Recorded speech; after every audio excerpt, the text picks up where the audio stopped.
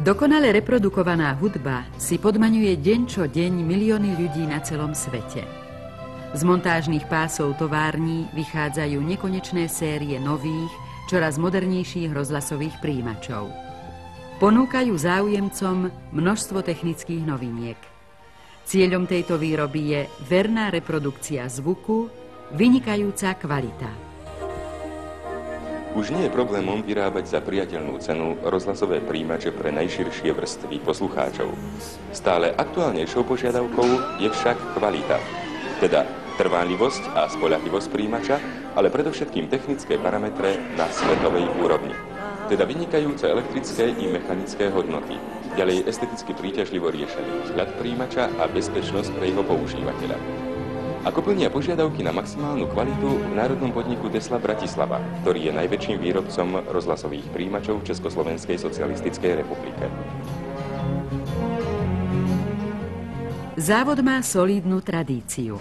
Prvý rozhlasový prijímač značky Triumph 404 tu vyrobili v roku 1938.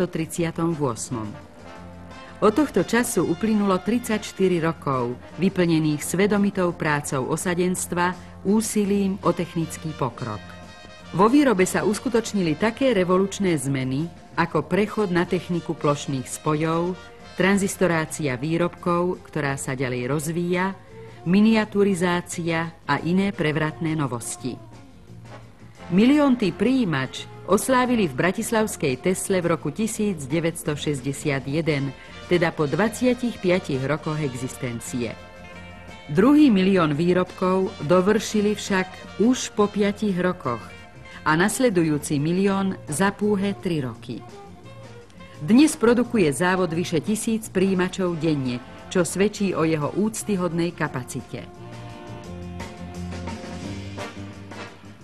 Súčasné výrobky sa pritom vyznačujú veľmi dobrou a stále rastúcou kvalitou, ktorú oceňujú zahraniční odberatelia.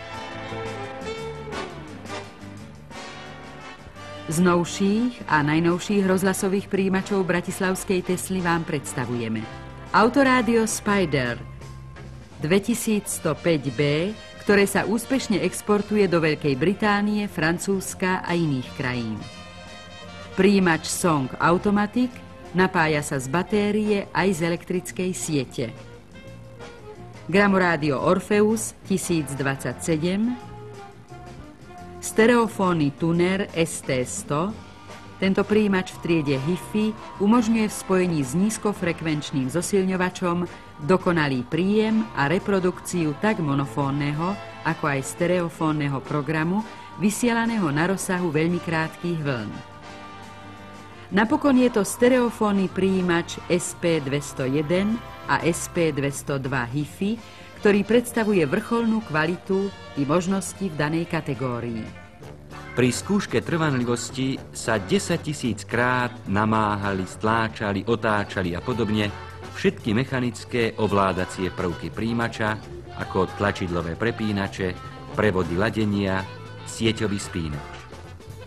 Nie každý vie, že naše rozhlasové prijímače sa podrobujú v rozpätí 24 hodín aj skúške mrazom.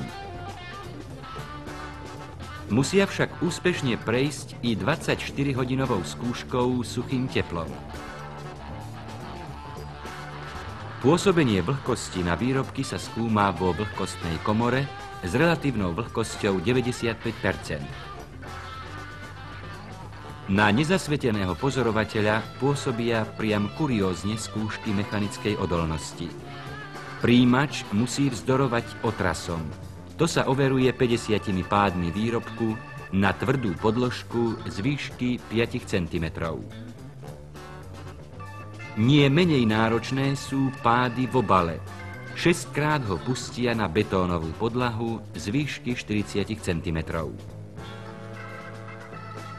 Skúma sa i pôsobenie nárazov. Skúšobným prístrojom sa 3 razy udrie na každú vonkajšiu časť kompletného prístroja.